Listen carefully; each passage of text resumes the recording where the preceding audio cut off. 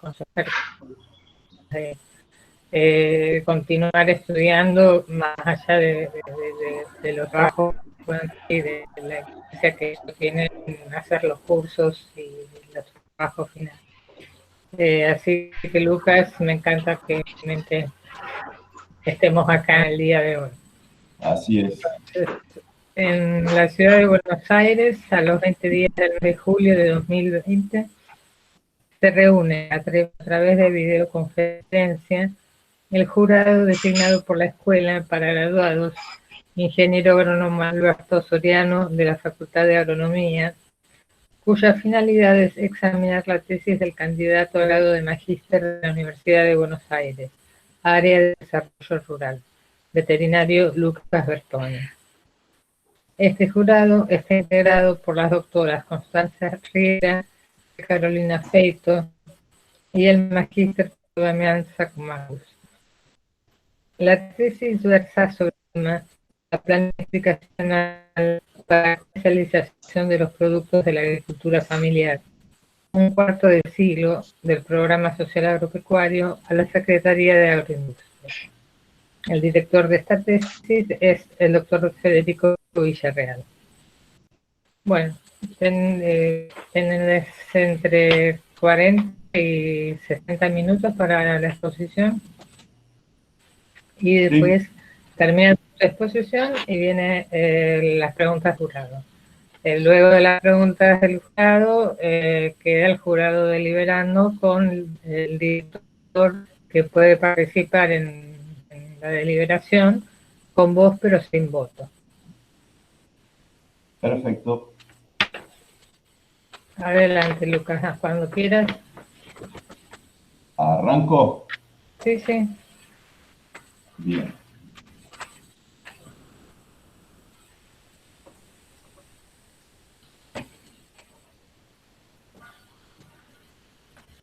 ¿Ahí me están viendo? Sí. ¿Sí? ¿Se ve bien? ¿Se escucha bien? Sí. Bueno, sí, se escucha bien. Entonces, mi nombre es Lucas Bertoni, veterinario egresado de la Facultad de Veterinaria de la UBA. Lo que estoy presentando es la tesis para optar al título de magíster en la Universidad de Buenos Aires en el área de desarrollo rural. El título es La Planificación Nacional para la Comercialización de los Productos de la Agricultura Familiar, un cuarto de siglo del Programa Social Agropecuario de la Secretaría de Agroindustria. Mi comité consejero estaba constituido por el doctor Villarreal y la licenciada Susana Soberna. Jurado de la tesis es la doctora María Carolina Feito, la doctora Constanza Riera y el magíster Pedro Damián Sacumacos. Antes que nada, comentarles que los aportes y las sugerencias que hicieron a la tesis están presentados ya en el trabajo final y la idea es tratar de irme echando un poco durante la presentación.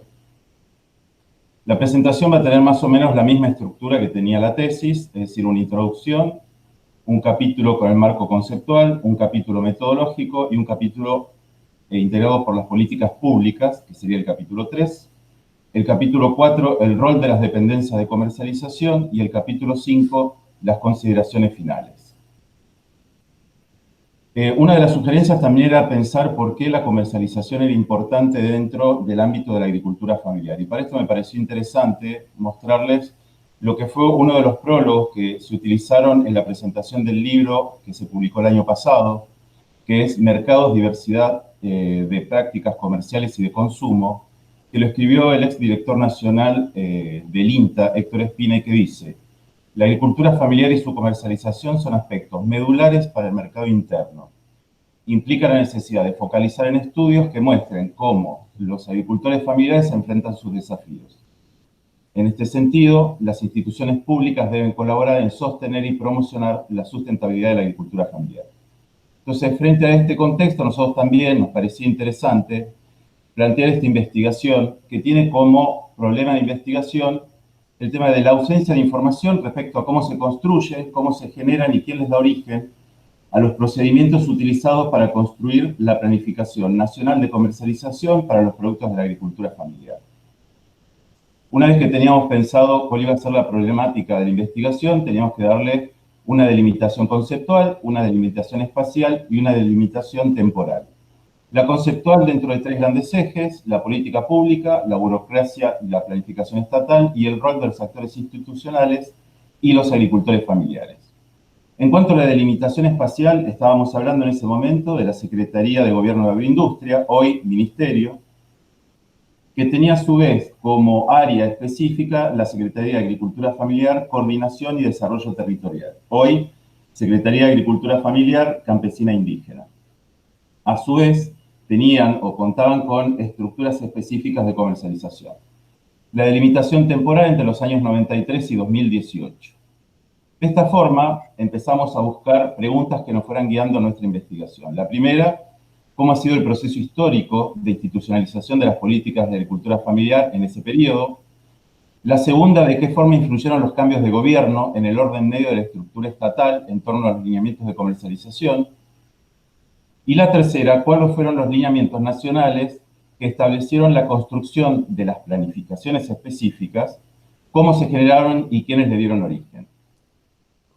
De esta manera pudimos plantear cuáles iban a ser nuestros objetivos. Objetivo general, analizar el rol de la dependencia nacional a cargo de las políticas de comercialización para la agricultura familiar, en la planificación de políticas públicas de comercialización de productos de la agricultura familiar durante el periodo 1993-2018. Como uno de los objetivos específicos teníamos identificar y analizar las políticas públicas durante el mismo periodo para la agricultura familiar en el ámbito de la comercialización. Y el otro objetivo, caracterizar el desempeño de las dependencias nacionales de comercialización en la planificación de estas políticas públicas durante el mismo periodo. ¿Hasta acá me van escuchando bien? Sí. Perfecto. El sustento conceptual o marco teórico que planteamos hace un momento, coincidimos con lo que plantea Osla, que la política pública es un conjunto de acciones y omisiones que manifiestan una determinada intervención del Estado. Este mismo autor, junto con O'Donnell, también plantean el tema de la cuestión socialmente problematizada que se da en el Estado, que es cómo se posiciona frente a los diferentes temas y los diferentes actores. A su vez, Brand, también coincidimos en que él plantea que esto es un equilibrio inestable, que hay una pugna permanente con diferentes actores, tanto del Estado como de la sociedad. Otro de los ejes es la burocracia estatal y la planificación, parte constitutiva y necesaria de la acción de ejecución de la política pública. Coincidimos en que tiene un contenido ideológico, como lo plantea García y Rosman, y que a su vez es organizador de la voluntad política, como lo plantea Bernaza. Bernaza, a su vez, nos aporta un poco el sentido de cómo interpretar al actor institucional, que lo ve como un protagonista y parte de una compleja de relaciones, valiosas a cuidar, fortalecer y acrecentar. Matus, por su parte, habla de que hay como 2 tipos de actores institucionales, el técnico específico y el político específico, que por eso habría que conformar un nuevo actor que sería el tecnopolítico, ¿no? El que habla los 2 idiomas sería. Esta interacción se da con la sociedad a través de lo que podemos interpretar, que planteaba Roberts, como interfase social, que es donde se negocia justamente la implementación de estas políticas. Coincidiendo con Feito también, planteamos que los agricultores familiares son poseedores de lógicas particulares que requieren políticas públicas y estrategias enmarcadas en una concepción de desarrollo integral. Entendemos, como dice Schiavoni, que digamos, hay una heterogeneidad de lenguajes dentro de la agricultura familiar que son necesarios tomar en cuenta. Y a su vez, también, como lo actuaron Nogueira y Urcola, entendemos que son sujetos sociales por su contenido no solo productivo, sino también económico y cultural. Si tuviéramos que hacer una síntesis conceptual, diríamos que la política pública es el resultado de luchas de poder dentro y fuera del Estado, el cual juega el papel rector en la acción política de construir la planificación y el entramado burocrático. En este contexto identificamos el rol de los distintos actores institucionales, entre los que destacamos a los propios agricultores familiares como relevantes en esa construcción de la política. El segundo capítulo, que es el capítulo de enfoque metodológico. En primer caso, la idea va a ser explicar un poco cuáles fueron las decisiones metodológicas. La primera, en cuanto a la metodología cualitativa, buscamos este tipo de metodología por tener un interés en el significado de lo que íbamos a buscar y en la interpretación de lo que estábamos tratando de analizar y de lo que había sucedido. Había una importancia muy clara en cuanto a identificar y entender el contexto y sobre todo los procesos. La idea en ningún momento era generalizar los resultados, sino tratar de que estos resultados, en casos similares, pudieran ser transferibles. Utilizamos para este tipo de metodología el estudio de caso, que es un recorte especial o particular de la realidad, para tratar de tener una mayor comprensión y entender esta particularidad lo más profundamente posible.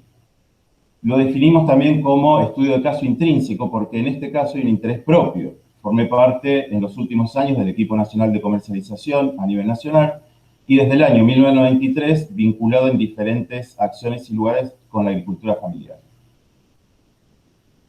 Relacionado con esto está el tema de la reflexividad, ¿no? Esta cuestión de dónde se para el investigador para hacer los análisis, y encontramos también la necesidad de entender que esto es parte de un aprendizaje mutuo, es decir, del propio investigador, así como también con los que uno iba a interrelacionarse. En este caso, hay que saber que la mayoría de los entrevistados fueron o compañeros de trabajo o jefes, ¿no? Por último, también era importante considerar que íbamos a tener que tomar distancia de lo que se estaba haciendo porque era el ámbito laboral. Y esto lo logramos tratando de implementar procedimientos que fueran lo más claros posible. Por último, como decisión metodológica, el tema de elaborar preguntas y no hipótesis, porque la idea en ningún momento era llegar a cuantificar los resultados, sino tratar de entender a estos fenómenos en profundidad. Ahora bien, ¿cómo fue esta construcción metodológica? Primero fue la definición del caso de estudio como proceso de planificación desde el área de comercialización para los productos de la agricultura familiar a lo largo de 25 años. Las decisiones muestrales, unidad de estudio a las dependencias de comercialización, unidad de análisis, los procesos de planificación y unidades de observación, los responsables de comercialización. Periodos históricos determinamos 3, los programas, el institucional y el desinstitucional. Después lo vamos a ver en detalle. Las técnicas de recolección fueron las directas, entrevistas semiestructuradas, y las secundarias a través de análisis de información, que en su mayoría eran aportados por los entrevistados o información oficial o que se tenía por haber sido parte del equipo nacional. ¿Cuál fue el análisis de los datos? La codificación cualitativa nos permitió categorizar, clasificar y rotular los datos obtenidos. Nosotros lo que hicimos fueron 2 grandes grupos, uno de las políticas de comercialización y otro de la planificación de la comercialización. Las variables que utilizamos para el primero fueron la existencia, las características, los involucrados, el alcance, la implementación, la diversidad y el proceso burocrático. Para entender la planificación utilizamos las variables de existencia, proceso, responsabilidad, ámbito institucional, participación y alcance. Posteriormente se hicieron las entrevistas y un análisis en el lugar, un análisis situado a medida que se iba hablando con los entrevistados. Posteriormente se hizo una transcripción de esa entrevista, se hizo la devolución de la entrevista, se hizo foco de análisis, es decir, se concentró y trató de definir cuáles eran las informaciones que se iban obteniendo, y el análisis en profundidad para poder explicar y conceptualizar lo que se iba encontrando de los hallazgos. Los periodos que construimos se basaron en 2 grandes líneas. Por un lado, cuál había sido la modalidad para ejecutar las acciones. Tenemos 2 grandes grupos, a través de programas y proyectos y a través de políticas públicas. Por otro lado, analizamos la institucionalidad, entonces, de qué manera tenía construida o no esa estructura burocrática, a partir de 3 grandes ejes: característica y estructura, alineamiento de población objetivo y metodología de intervención. De esta manera obtuvimos los periodos, que fueron programas, institucional y desinstitucional. Pero a su vez, si a estos periodos les atravesábamos cuáles habían sido los cambios a nivel de las autoridades, obteníamos, no sé si se ve ahí al bajo, que dice las etapas. Yo porque tengo un cartel que me lo tapa, no sé si se ve. Entonces, de este modo teníamos los periodos, programa institucional y desinstitucional. Lo de los programas son una duración de 15 años, el institucional una duración de 7 años y el último un poquito más de 3 años. Ahora bien, según los hitos que se fueron dando, pudimos hacer esos cortes para identificar las diferentes etapas. Una vez que identificamos cuál iba a ser la estructura en la cual íbamos a tratar de hacer toda la investigación, teníamos que identificar las diferentes autoridades a nivel de agricultura familiar y a su vez los diferentes referentes de comercialización a lo largo de los años. Entonces, como vimos hace un momento, el eje institucional lo analizábamos por la característica, la estructura, lineamientos y población objetivo y la metodología de intervención. De este modo teníamos las variables y lo que tuvimos que construir fue un sinnúmero de preguntas que nos ayudaran al momento de la entrevista para poder interpretar si cada una de estas variables las íbamos analizando. Esta fue la guía de entrevista en la cual se elaboraban dos grandes grupos de preguntas, las primeras referidas a la política pública de agricultura familiar y la segunda de la planificación de la agricultura familiar para la comercialización. Una vez que se había definido cómo iba a ser la guía, se hizo una pequeña codificación, por ejemplo acá PPEX sería política pública, existencia, así con las demás. Se salió entonces a hacer las entrevistas, había que ver si podíamos conseguir entrevistar a los referentes de comercialización. Mercedes Carachuelo fue la primera y la pudimos entrevistar. Carlos Cataño fue el que le continuó, lo pudimos entrevistar. Oscar Matot siguió, lo pudimos entrevistar. Juan Vera, lo pudimos entrevistar. Luis Levín, lo pudimos entrevistar, y Daniel Corral también. ¿Qué quiere decir? Que pudimos entrevistar a todos los referentes de comercialización desde el año 1993 hasta el 2018. Igualmente, porque hubieron algunos baches en algunas cuestiones que se habían consultado, se hicieron dos entrevistas a dos autoridades, una a José Catalano y otra a Guillermo Martini. Y para reforzar la última etapa en la cuestión más de planificación, se habló con uno de los técnicos históricos del área, que es el ingeniero Pablo Contado. De este modo, entonces, se entrevistaron 9 de la totalidad de los referentes nacionales de comercialización y se tomó la precaución de que por lo menos dos de cada etapa hubiesen sido entrevistados. Se guardaban estas entrevistas en audio, posteriormente se hacía una primera desgrabación y se le enviaba al entrevistado. El entrevistado lo que hacía, salvo uno de ellos, la mayoría hicieron aportes o modificaron lo que habían dicho. De esta manera se hacía una corrección, posteriormente se hacía una construcción definitiva de la entrevista y se codificaba. La codificación era simplemente identificar en cada una de las respuestas que habían dado los entrevistados cuáles eran los códigos que correspondían. Todo esto se llevó a una tabla de Excel para poder hacer la comparación, como decíamos al principio, del foco de análisis. El análisis en profundidad, entonces, hablábamos de una entrevista que se iba contrastando con los materiales que teníamos, tanto aportados por ellos como materiales institucionales, y por último se hacía una comparación y una conceptualización a través del marco teórico. ¿Se escucha hasta acá bien? Sí. Bien. Capítulo 3. Acá empezamos a ver cuáles fueron la obtención de la información a lo largo de la investigación. La política pública para la agricultura familiar en el Estado Nacional durante los diferentes periodos, entre 1993 y 2018. Como vimos anteriormente, los tres ejes, características generales, estructura y burocracia, lineamiento y población objetivo, y por último la metodología de intervención. Les voy a hacer un paneo por los cuadros generales, pero vamos a ir al cuadro de resumen. El primer cuadro es el cuadro de periodos, donde estaba el primer periodo como programa, con sus dos etapas. El segundo periodo institucional con sus dos etapas. El último periodo, el desinstitucional, en realidad se toma como una única etapa, porque primero el periodo fue muy corto y segundo, porque en realidad las políticas se identificaron y las acciones no diferenciaban entre la primera y la segunda etapa. En este cuadro podríamos decir resumen, si analizamos los ejes y cómo fueron atravesando las diferentes etapas, podemos ver que en todo momento, en cuanto a las características y estructura burocrática, hubo creaciones, hubo intención de integración. En cambio, en la última etapa, o sea, en el último periodo, en el desinstitucional, lo que hubo fue al revés, una baja de rango, una unificación de secretarías, despido masivo de técnicos que se dedicaban a la agricultura familiar. El segundo eje, que era alineamientos y población objetivo, si vemos las diferentes etapas, tenemos que en todos hubo acciones y lineamientos claros para la comercialización y para diferentes acciones como fue lo de la ley, ¿no?, en la etapa institucional. Salvo en la última, donde estas políticas, más que políticas pensadas y proyectadas, eran más bien políticas inmediatas, o decir lo que se denominaba apaga incendios, ¿no? Y en cuanto a la población objetivo que se atendía, arrancó llamándose pequeño productor a la categoría de agricultor familiar, posteriormente agricultor familiar, organizaciones de agricultores familiar, pasó también por una etapa solo de campesinos, y al final hablamos en el último periodo de emprendedores o capitalizados y empresariales. La metodología de intervención en las primeras etapas fue proyectos, posteriormente proyectos más territoriales, y al final proyectos individuales.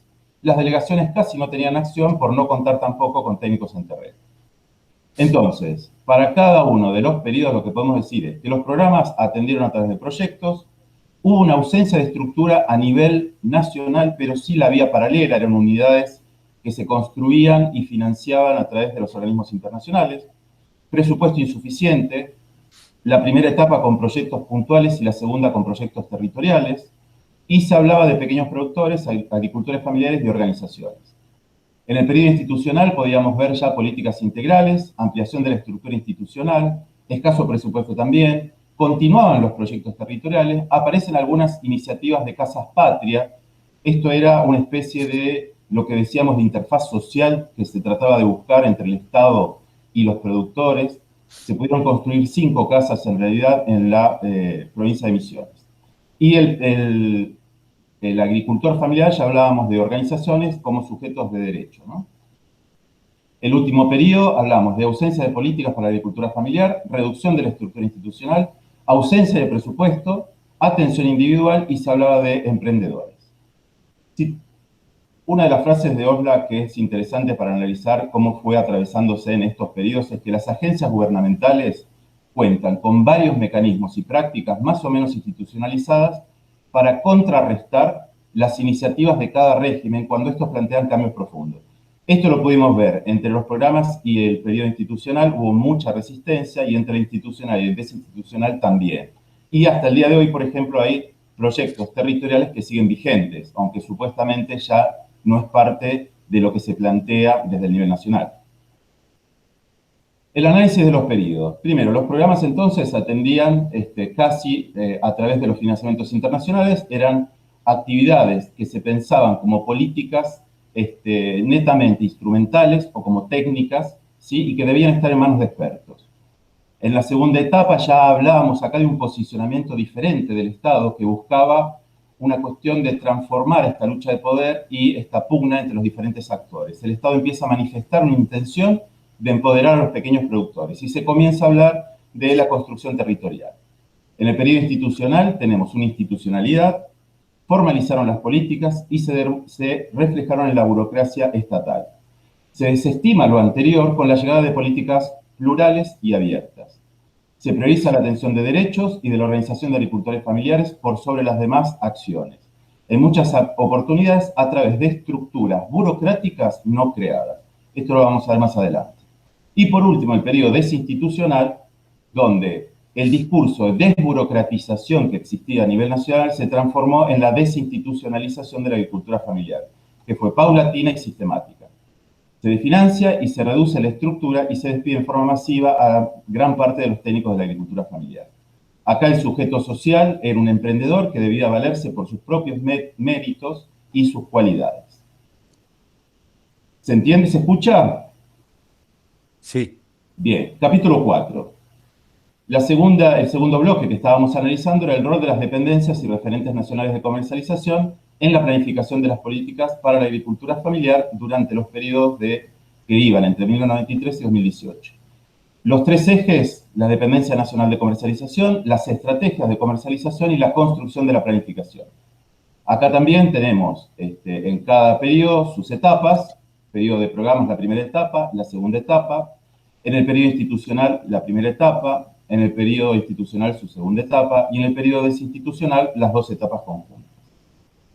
Si analizamos la característica por eje, en cuanto a la dependencia para la comercialización, no existió una dependencia específica salvo hasta la última etapa, es decir, la dirección de comercialización aparece recién en el periodo desinstitucional.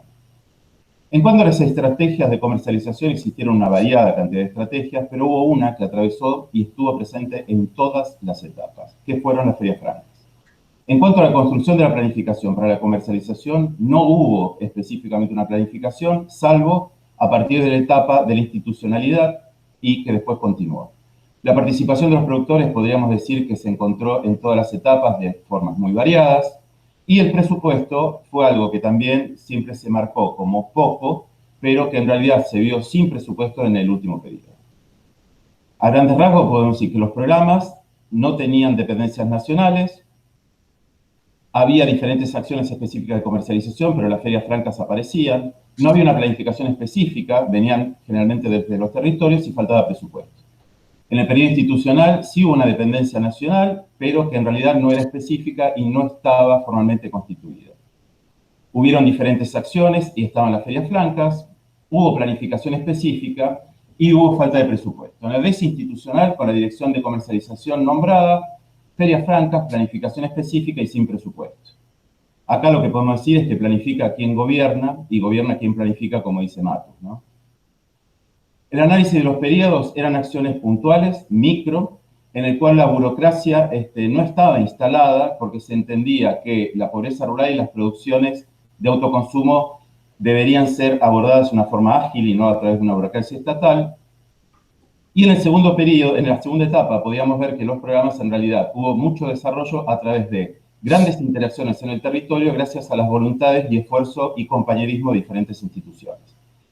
A nivel institucional hubo una institucionalidad real, pero acá resignifiqué un concepto que plantea Nogueira, que es la institucionalidad aparente, y yo hablo de la institucionalidad práctica, ¿no?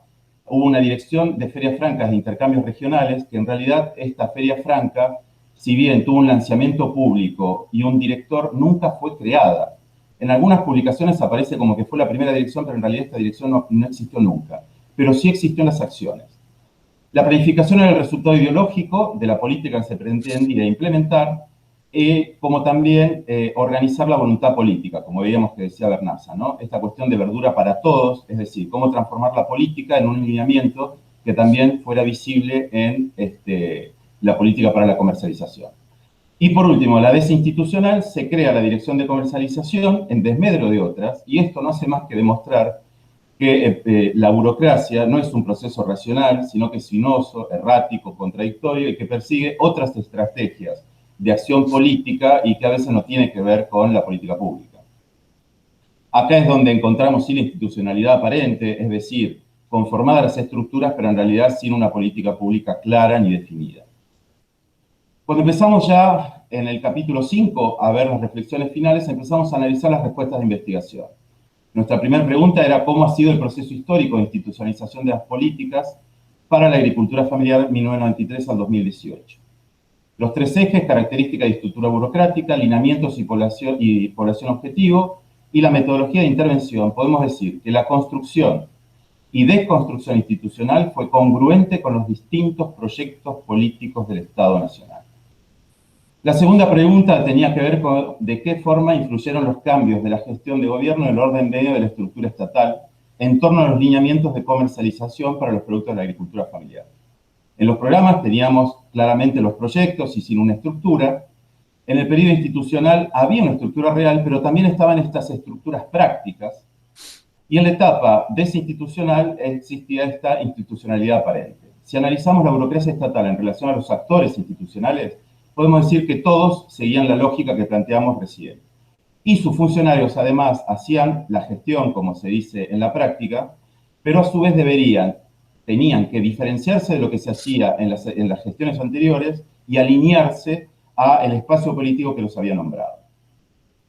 La última pregunta que teníamos era cuáles fueron los lineamientos nacionales que establecieron la construcción de las estrategias, es decir, la planificación, cómo se generaron y qué les dio origen. La planificación aparece para la comercialización específicamente en el periodo institucional.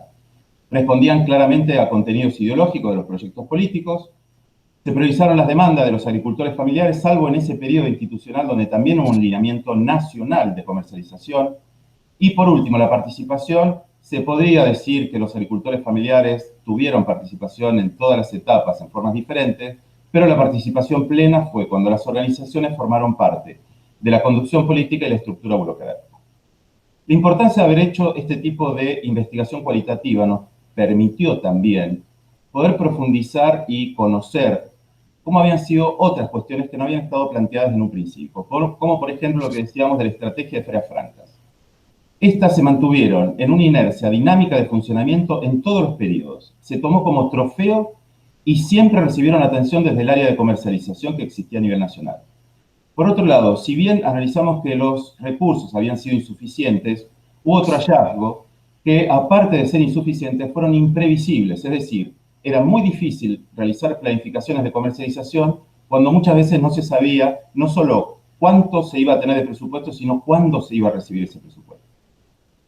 Nuestros objetivos, entonces, el objetivo específico, el primero, identificar y analizar las políticas públicas para la comercialización de los productos de la agricultura familiar entre 1993 y 2018. Lo que podemos decir es que la existencia o la ausencia de políticas públicas no fueron resultado de casualidades, sino que fueron producto de decisiones conscientes, difícilmente casuales o accidentales, en las cuales su contenido ideológico remitía siempre a un proyecto político que se pretendía imponer por sobre otro. En cuanto al objetivo específico de caracterizar el desempeño de la dependencia nacional de comercialización en la planificación, podemos decir que las principales deficiencias las encontramos en la construcción del hecho político fundante de los proyectos sociales y gubernamentales, más que en un problema metodológico o procedimental para la construcción de las planificaciones. En cuanto al objetivo general de analizar el rol de las dependencias del Estado Nacional a cargo de las políticas públicas para la comercialización en la planificación de las políticas públicas entre 1993 y 2018, podemos decir que el rol de esas dependencias en el Estado Nacional a cargo de las políticas de comercialización para la agricultura familiar estuvo subordinado a cuestiones socialmente problematizadas, como veíamos al principio, privilegiando con atención y recursos las demandas de ciertos actores, organizaciones, grupos o incluso individuos estratégicamente situados en la arena política, que en escasa oportunidad fueron agricultores familiares. ¿Qué aportes creemos que puede dar esta tesis? Para la gestión pública, aportar información que puede ser transferible a casos similares al momento de construir e implementar las políticas públicas. Y para el ámbito académico, un aporte de información que puede servir de motivación y disparador de nuevas líneas de investigación. Interrogantes muchos. Algunos de los más importantes, cómo plasmar las problemáticas planteadas por los agricultores familiares en la agenda estatal, cómo asegurar que el presupuesto para la agricultura familiar se destine a las acciones planificadas, cómo sostener la institucionalidad de las políticas públicas para la agricultura familiar y, por último, cómo coordinar las políticas públicas entre los niveles nacionales y provinciales. ¿Con qué nos encontramos? ¿Qué dificultades? Falta de información y falta de investigación específica. La información oficial es muy escasa, generalmente no está publicada o no está normada. Algunas dificultades al principio para tomar distancia con mi ámbito laboral y también al principio los prejuicios de algunos de los entrevistados de por qué se les estaba haciendo este tipo de preguntas. A modo de reflexión final podemos decir, a lo largo de 25 años la relación socioestatal estuvo atravesada por conflicto, por la incompatibilidad y la negociación, la confrontación de paradigmas, las disputas de estrategia y los múltiples discursos.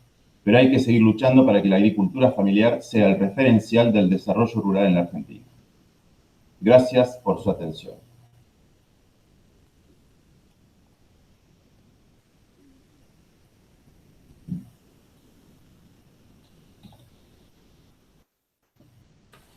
Bueno, ahora es el turno de los jurados para hacer ¿Se escuchó preguntas. todo? Sí, se escuchó muy bien. Perfecto. Sí, se escuchó. La sugerencia es que hagan 2 preguntas por jurado. No está estatuido en ningún lado, pero es por el tema de la conexión. Así que no sé quién quiere empezar. Tomen el micrófono.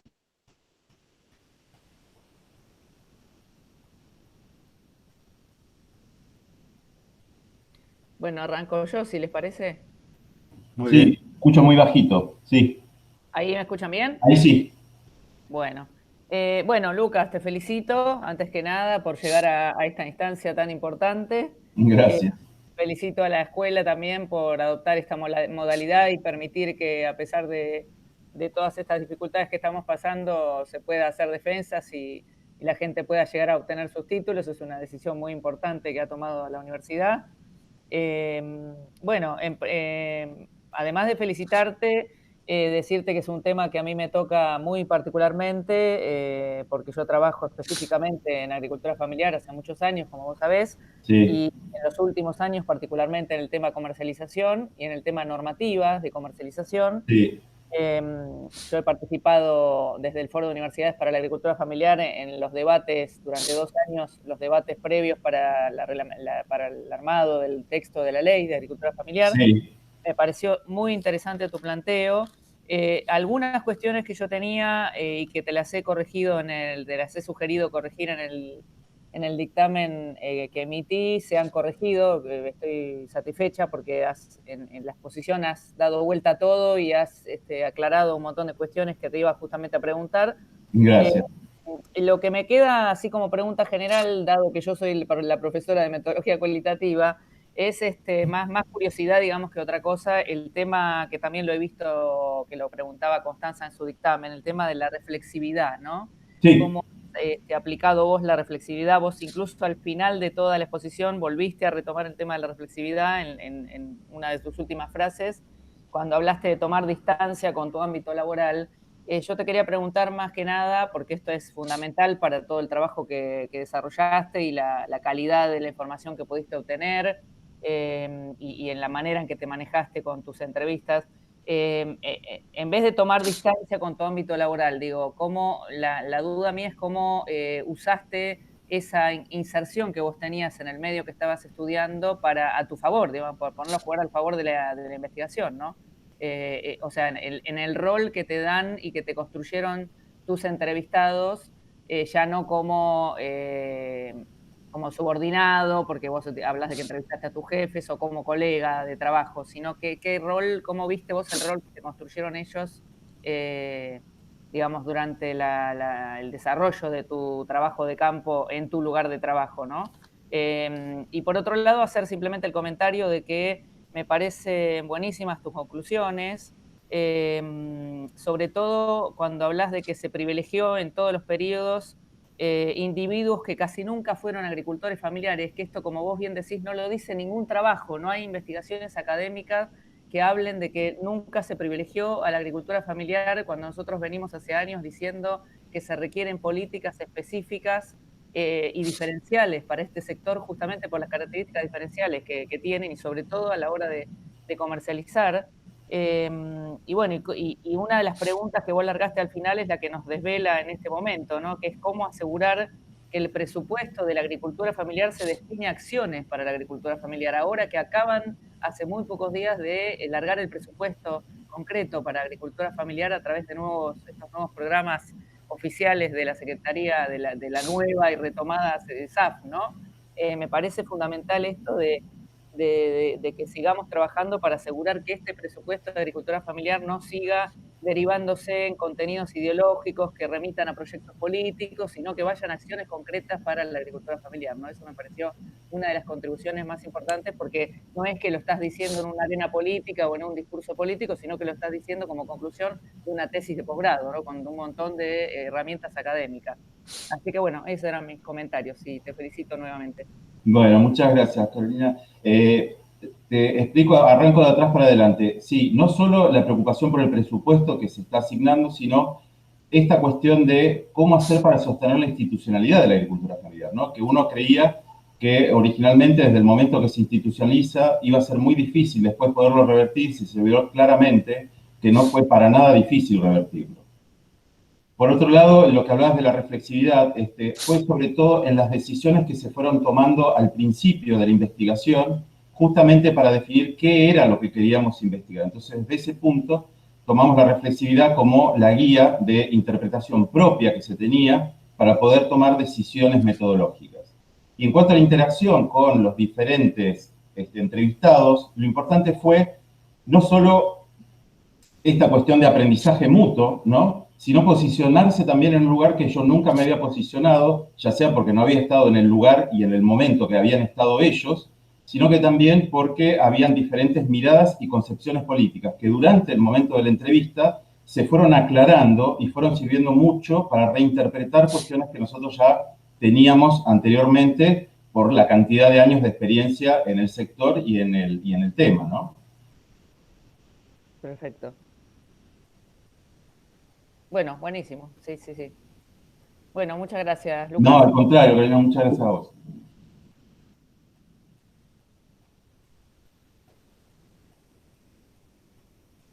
Bueno, ¿Hablo yo? Dale, Pedro, dale. Sí. Bueno. Bueno, también quisiera comenzar con algo que señaló Carolina, que es bueno, felicitar a Lucas Bertoni por haber llegado a la presentación, a la defensa de su tesis, y agradecer a la Universidad de Buenos Aires eh, la habilitación formal de esta modalidad de defensa de las tesis que permite realmente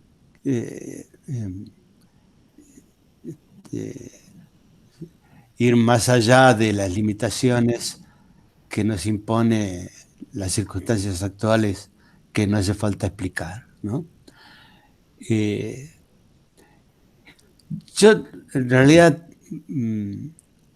más que preguntas, yo quisiera hacer dos comentarios, digamos, ¿no? O tres, digamos. Uno es, digamos, a propósito de la reflexividad de la que habló Lucas, le comentó Carolina, y pude leer también en el dictamen de Constanza, digamos, que en mi condición de jurado también influye, como mencionó Carolina, a qué se había venido dedicando, digamos, en su trabajo académico y profesional, que bueno, yo trabajé en lo que genéricamente llamamos la Secretaría de Agricultura para entendernos en la cantidad de cambios, y a veces cambios bruscos, de ministerio a secretaría, de secretaría a ministerio, de dirección a secretaría, subsecretaría, y en fin, todo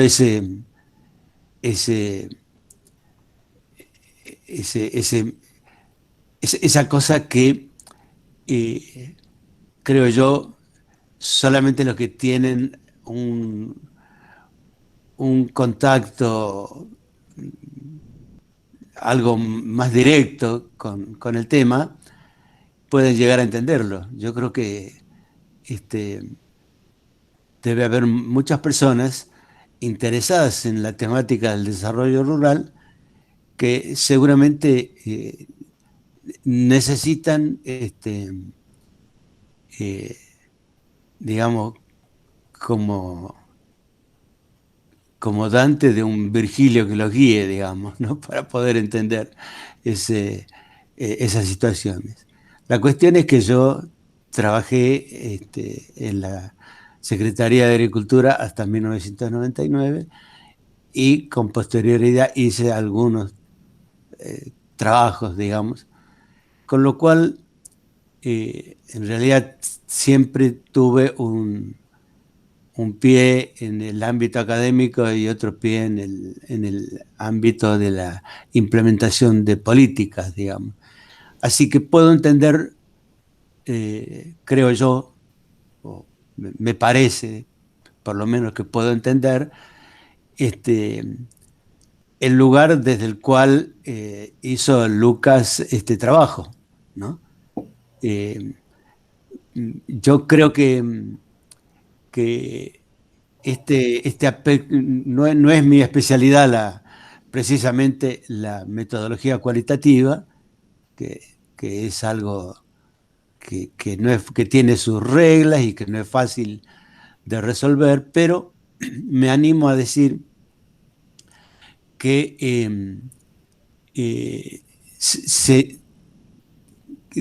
conociendo la temática y leyendo la tesis, uno se da cuenta hasta qué punto pudo tomar distancia y hacer un análisis crítico, diría yo, ¿no? Más que tomar distancia, un análisis crítico de cosas en las que en el ámbito de las políticas de desarrollo rural, bueno, mucha gente ha participado, en algunos casos personas con un papel político y metodológico que se notaba, ¿no? que se advertían en los cambios, y esa experiencia de, perdóname que lo diga así, Lucas, en definitiva un cuarto de siglo, ¿no? Y particularmente hay que pensar que empieza muy poco después, que empieza la convertibilidad, y más específicamente cuando básicamente el famoso decreto de Menem introduciendo toda una serie de modificaciones específicamente en las políticas y normativas agropecuarias, ¿no? Y termina con el momento en el cual las políticas que había implementado el gobierno de Cambiemos experimentan un giro importante, digamos, ¿no? Bueno, porque es el momento en el que reciben la señal muy clara de que ya no podían acudir más a un nuevo ciclo de endeudamiento como en el que se encontraban. Pero entre medio, ya sabemos todo lo que hay, digamos. Y esto fue dando lugar a toda una serie como digo, de giros ideológicos políticos, de surgimiento y opacamiento de personajes o personas con capacidad de decisión significativa, ¿no? Que además se concretaban en lineamientos que llegaban a las delegaciones provinciales, llegaban a los diferentes actores, empezando por el propio personal técnico que tenía que llevar adelante estos lineamientos, ¿no? Entonces, yo creo que está muy lograda esa mirada crítica, ¿no? Que, reitero, en mi opinión, es muy difícil hacerla si uno no tiene un conocimiento de primera agua de toda esa vorágine de acontecimientos, instituciones, acciones y contracciones durante 25 años, ¿no? Pero al mismo tiempo, como digo, pudiste desarrollar una mirada crítica, ¿no? Y una segunda cuestión que a mí me parece muy importante es que no sé, es una opinión, ¿no?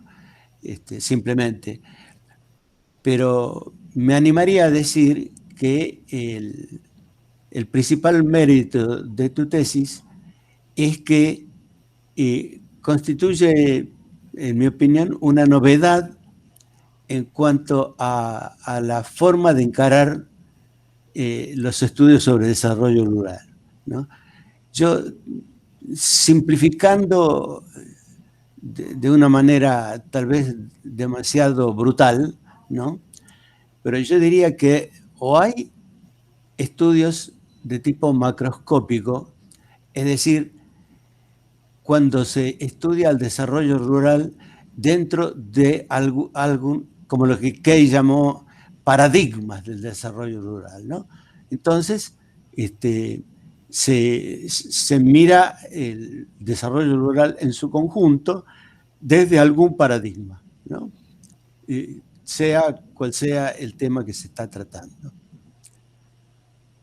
O en el otro extremo, tenemos estudios ya más de tipo casuístico, ¿no? En donde se considera tal o cual situación, una región, una zona, o varios grupos de productores, en fin, o determinadas acciones específicas que se han implementado, pero que se las estudia como pertenecientes o situadas dentro de algún paradigma, ¿no? Como si esos paradigmas de desarrollo rural se expresaran lisa y llanamente en la implementación, ¿no? que se hace de ellos, ¿no? Sí, obviando todas las mediaciones que hay, ¿no? Y particularmente las que tienen que ver con el papel del Estado, ¿no? Y me parece muy acertado esto de hablar de la congruencia, porque yo pensaba que lo que estás analizando podría situarse en lo que Gramsci llamó la sociedad política, ¿no? Entonces, vos hablas de la congruencia, ¿no? Entre los lineamientos de política y determinadas formas de planificación, acciones específicas en relación a la comercialización. Y no de reflejo, por ejemplo, como hubiera planteado Lenin, digamos, ¿no? Porque la palabra congruencia permite encontrar las correspondencias, pero también las contradicciones, ¿no? Así que digamos que está tu tesis situada en un punto en el que constituye un aporte que, en mi opinión, es original, ¿no? Y el último punto es que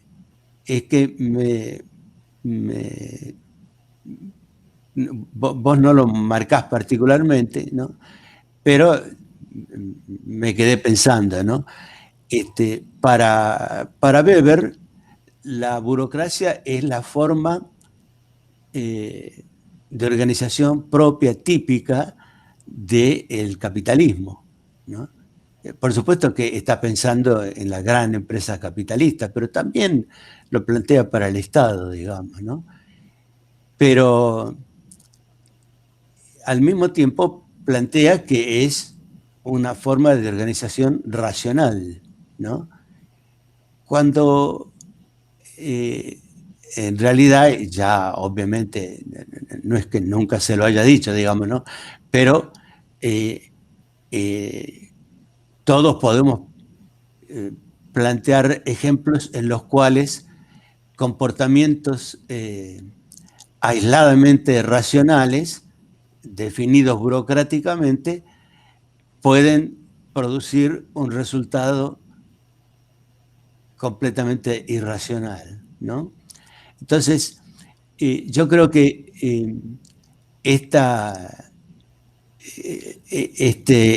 aspecto que está implícito, digamos, explícito en cuanto a que lo formulás, pero implícito en cuanto a esta consideración que hago respecto de esa limitación de la mirada weberiana de la burocracia, digamos, me parece que también es algo de lo que podemos valernos, podemos aprovechar, ¿no?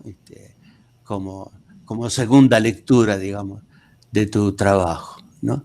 Así que yo también te felicito por el trabajo y, bueno, creo que es un aporte original. Muchas gracias, Pedro.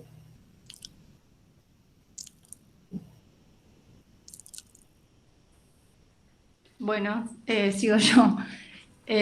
Bueno, Lucas, me sumo a las felicitaciones. La verdad que, bueno, por la instancia y por la calidad de tu trabajo, me pareció eso un aporte muy importante, en el sentido de que realmente vos lees la tesis y decís, bueno, acá hay toda una construcción que hace una diferencia, y la verdad que me encantó en lo que, digamos, a los resultados que llegaste con tu trabajo.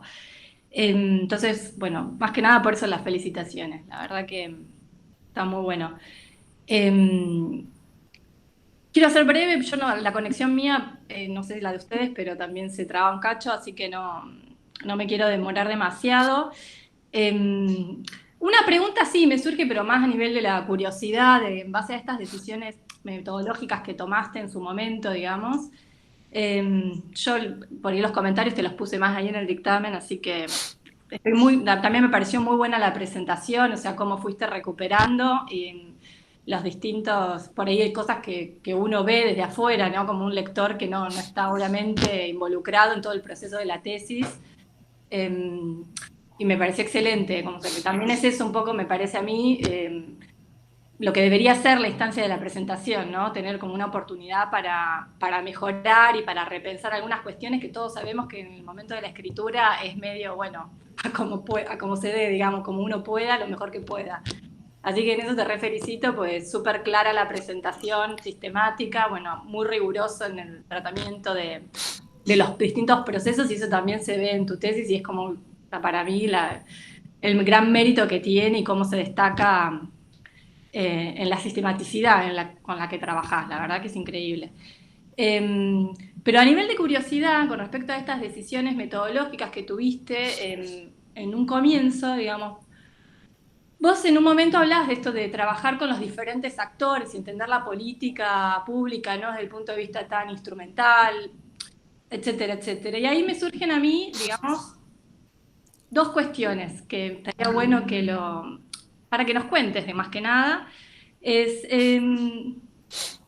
¿por qué hacer un recorte? Digamos, si tu interés es la política, cómo se dio este proceso de política, cómo se fue configurando burocráticamente, ¿por qué el recorte es solo en los referentes? ¿Por qué tus jefes y algún otro actor clave que te permita reconstruir eso? ¿Por qué no, digamos, por qué no incluir otros actores? Porque también eso se desprende un poco de la crítica de tu trabajo, que es decir, bueno, al final, ¿dónde están los agricultores familiares en todo este armado? Y yo digo, hay como, nada, es como que queda como, no sé, enredado, digamos, en esa lógica, por un lado, digamos. Y por otro lado, que también me parece como que súper interesante, lo que vos decís digamos, de poder hacer un trabajo que te permita analizar en profundidad un determinado aspecto del Estado, además con la cantidad de años que vos recorres, que eso me parece también que fortalece mucho los resultados de la investigación. ¿Por qué? Perdón, me voy. Digamos, como que, ¿por qué ¿por qué el énfasis en la planificación? O sea, yo lo entiendo, digamos, pero me gustaría, o sea, sospecho, pero me parecía como que faltaba un poquito más de explicitación de por qué ese énfasis en la planificación cuando eso no surge, evidentemente, de las directivas a partir de las cuales se pensó la política o se implementó esa política. Entonces, un poco para que repongas eso, más que nada. Y nada más. Gracias. Bien, no, al contrario. Sí, lo leí en lo que vos me habías puesto en el dictamen y también me ayudó a reflexionar mucho, y lo voy a pegar un poco por lo que decía Pedro, ¿no? Pedro hablaba de esto de que siempre se analiza lo macro, ¿no? Esta cuestión de los paradigmas generales, o si no lo muy micro, la feria, ¿no? Agarro la feria de Oberá, que es una tradicional feria, y la estudio y la analizo de todas las formas posibles, habidas y por haber. Para mí el gran desafío justamente fue pararme en el medio. y decir, en el medio, ¿qué es? En el medio está entre lo que es la política, ¿no? Cómo se piensa, y después cómo hacemos para llevarlo a la práctica y cómo le implementamos esa política. ¿Dónde está el punto de inflexión? En la planificación. Es decir, este instrumento, que para algunos están, el instrumento lo escribo y lo mando, en realidad es el reflejo de lo que se pensó políticamente y cómo interpreto yo que lo voy a poder ejecutar. En ese punto, justo en ese punto medio, y sobre todo a nivel nacional, vos tenés donde chocan las dos cuestiones. Si estás reflejando la lógica política y si conocés qué tenés en el territorio. Les voy a dar un ejemplo del último periodo, el desinstitucional. Se pidieron las planificaciones, se concretaron las planificaciones, y voy a dar un ejemplo puntual. La planificación de Mendoza para el tema de la comercialización eran 35 páginas. Había sido elaborada esa planificación 4 meses después de haber despedido al 80% de sus técnicos de terreno. Entonces, cuando vos analizás y decís dónde chocó entre hay que desburocratizar el discurso, ¿no? Que fue la desinstitucionalidad, y después quiero supuestamente implementar un montón de cuestiones para la agricultura familiar, no tengo técnicos, no tengo financiamiento. ¿Dónde se veía eso? Chocaba justamente en el momento específico que se construía esa planificación. Entonces, esto, digamos, la segunda parte de lo que me preguntabas. Y la primera, el tema de los agricultores. En realidad, y también quiero retomar algo que preguntaba Carolina con el tema de la reflexividad. Para mí, en realidad, lo más difícil fue apartarme. Lo más complejo, además, creo que la primera corrección que vio Susana y Federico eran casi todas opiniones. Entonces, el tema es decir, si voy a hacer para eso escribo un libro, ¿no? Las memorias de Lucas Bertoni sería. Entonces, en realidad, la idea fue cómo hacer para desprenderme de esa situación, de tener que estar opinando permanentemente en cada frase que tiraba uno de los entrevistados. Para todo lo que decían los entrevistados, yo tenía una opinión. Yo había estado, es más, en la mayoría de los casos, desde antes de los entrevistados. Y por haber sido técnico de terreno en Neuquén, había vivido desde el territorio esa implementación de política. Entonces, para todo tenía una opinión. Y para mí lo más difícil fue lograr construir la tesis y realmente reflejar lo que habían dicho, lo que había entendido de lo que habían dicho, y lo que había como material para refutar, aunque sea lo que estaban planteando. ¿Sí? Y el tema de los agricultores familiares, al final, como para responderte eso que también lo habías planteado, es muy difícil cuando uno está tan acostumbrado a mirar esta cuestión que decía Pedro, ¿no? De lo micro, de la agricultura familiar, cómo desprenderse de lo que uno sabe que opinan los agricultores familiares por la cantidad de años que los ha escuchado sobre el Estado, desprenderse de eso y mirar al Estado solo en su construcción en el nivel ese intermedio de comercialización. Fue re complejo también. Era muy, muy difícil no caer en lo que opina el productor sobre lo que se planifica a nivel nacional. Eso lo sabíamos porque lo sabíamos y lo sufríamos en lo cotidiano, digamos, ¿no? Así que bueno, más o menos esa era la... No sé si respondí todo, pero más o menos era eso. Muchas gracias. No, al contrario, Constanza, gracias a vos. ¿Alguna pregunta más, señores jurados? ¿Juradas? De mi parte, no. No, está bien. Perfecto. Carolina. Está sin micrófono Carolina, pero está diciendo que no, me parece. Perdón. Bueno, entonces... Sí, no tengo ninguna pregunta más. Tenía el micrófono apagado, perdón. Perfecto, entonces es la instancia ahora de deliberación del jurado. Lucas, te pedimos que apagues la conexión. Sí, a ver, Cintia, discúlpame. Sí. No sé si vos querés decir algo respecto a la tesis o los directores quieren decir algo y después yo diría algo más y después sí nos desconectamos. ¿Puede ser? Bueno. No sé si vos, bueno, yo los directores, ¿sí? Vi a la tesis nacer, el proyecto de tesis, y realmente escuchar los resultados de la tesis me parece un resultado excelente, que tiene que ver justamente con políticas que impactan o no impactan, desimpactan en los agricultores familiares.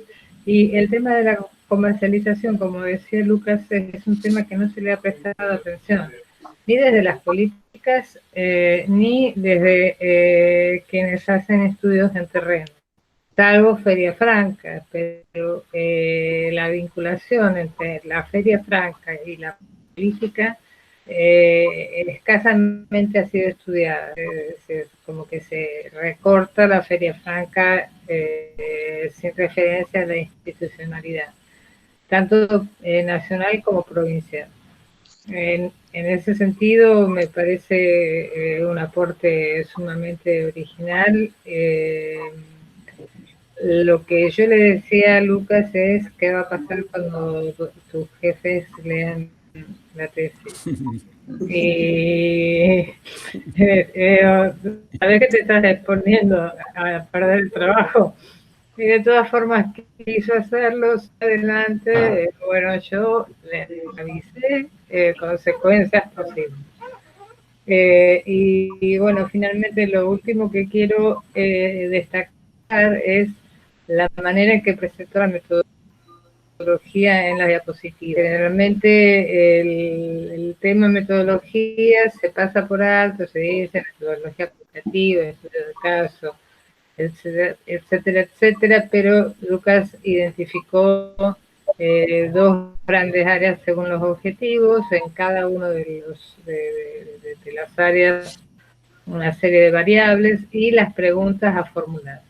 Eso le permitió interpretar y comparar, primero caracterizar a cada periodo y después compararlos entre sí.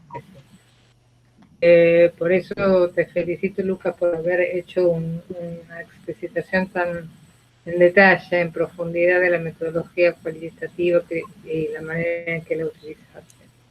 Y bueno, Lucas, espero verte de visita, que cuando se pueda vengas a visitarnos al EPG, claro, rememorar aquellos tiempos en los que estudiabas y sufrías por la tesis. Muy bien. No sé si los directores de la tesis o Federico o Susana, ambos quieren decir algo.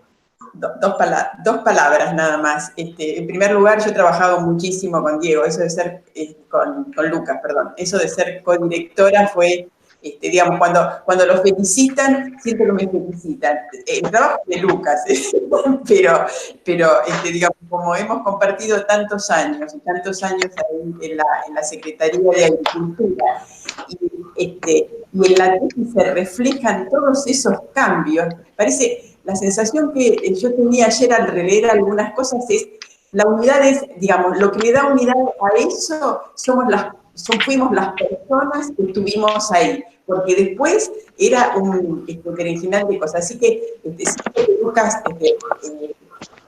transmitió bien eso y me pone muy contenta. Lo felicito y me felicito de alguna manera de haber sido parte de esto. Muy bien. Federico. Sí, yo también ser muy breve y en línea con lo que mencionaba Susana. Bueno, en principio, felicitar a Lucas. No voy a adentrarme en las cuestiones de la tesis puntualmente, porque entiendo que eso queda ahora para el jurado, pero sí felicitarlo por el tránsito pedagógico que Lucas realizó desde que inició su tesis hasta que terminó con esta presentación muy buena, ¿no? También agradecer y mucho los comentarios de Carolina, Pedro y Constanza, tanto en los dictámenes como en estos momentos, que fueron de gran utilidad, justamente también en este tránsito pedagógico, que en definitiva, digo, el protagonista es Lucas, pero de algún modo todos aprendemos y mucho en esta instancia también. Y agradecerle muchísimo también, especialmente a Susana, que ha sido, ha tenido un rol clave en el desarrollo de toda esta tesis y en el proceso que Lucas realizó. Simplemente esto. Muchas gracias. Bueno, Muy bien, yo quiero decir unas palabras también para cerrar, ya después los dejo tranquilos a deliberar. Bueno, en primer lugar, a felicitar a Lucas. Para la escuela siempre es un día de alegría llegar a esta instancia. El objetivo es formar y educar y tener egresados. Y la verdad que es un placer estar en este momento en una defensa de la maestría de desarrollo rural, que tanta energía Cintia siempre pone, y la verdad que es una alegría tener un alumno más. En segundo, entonces agradecerle también a Lucas y a Federico y a Susana que confiaron en la escuela para la formación de Lucas. Les quería hacer una observación. En realidad, las defensas a distancia fue una gran presión que tuvimos desde la facultad para poder realizarlas. Y en la primera instancia estaban suspendidos todo este tipo de actividades. Luego, por resolución del decanato, se autorizaron las defensas de las tesis de doctorado, que eran solamente para aquellos alumnos que tenían que iniciar una etapa de postdoc o alguna cuestión laboral que les estaba exigiendo el título. Y a continuación, entre comillas, presionamos para que se pudiera abrir para todas las demás carreras. Nos parecía, como ustedes bien dicen, es importantísimo seguir teniendo los egresados y no estar trabando la etapa tan importante de un alumno que es la defensa de su tesis. Así que en esto va el agradecimiento también al consejo directivo y a la señora decana y vicedecana que nos escucharon y rápidamente sacaron la resolución adecuando la defensa para todas las carreras. Por otro lado, también quiero, como siempre, agradecer al jurado, que seguramente habrá enriquecido muchísimo el trabajo de Lucas, a Pedro, a Constanza y a Carolina, a todo el personal de la escuela, que no se crean que es tan fácil llegar a organizar una defensa y menos una defensa a distancia. Nos hemos ido adecuando. Hoy por hoy ya no solamente la defensa para cumplir con la reglamentación de que sea pública, se graba para cargar a la página de la escuela, sino que también sale online por streaming. Y bueno, todos hemos aprendido un montón de todas estas tecnologías y a veces como hoy salen muy bien y hay otras veces que hay que usar varias plataformas porque se van cayendo una y se cae otra, y más cuando los alumnos, como también tenemos nosotros, a veces están en otros países en forma simultánea. Así que, bueno, normalmente, como digo, siempre digo, estoy muy orgulloso de todo el personal que trabaja en la escuela y que logra este tipo de cosas. Bueno, dicho de esto, no quiero interrumpirlos más, así que nuevamente felicitar al nuevo magíster, a sus directores y a la directora de carrera Cintia por tener un egresado más, que es tan importante una carrera contar con egresados. Así que bueno, simplemente a todos les dejo un muy buen día y los dejo tranquilos trabajar con el dictamen del alumno. Gracias, Gustavo. Buenos días. Según lo que nos explicó el otro día Caro en la prueba de conexión, ahora no lo vemos más a Lucas. O sea, no tenemos la instancia más linda que felicitarlo después, de leerle el dictamen, abrazarlo. O sea, saludémoslo ahora porque no lo vemos, tengo entendido, ¿no?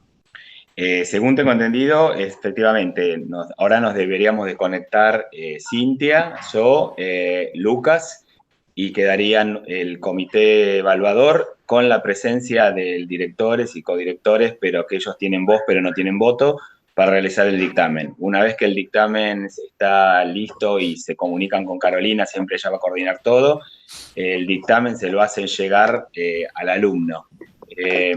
Si ustedes, no sé, Carolina, si estás conectada. Estoy conectada. Bueno, no sé si ha habido alguna otra defensa en la cual luego del dictamen se hayan vuelto a conectar para saludar al egresado, por fuera ya de la evaluación. Sí, pero eso es si los jurados quieren hacerlo. Perfecto. Si los jurados entonces, quieren volverse a conectar.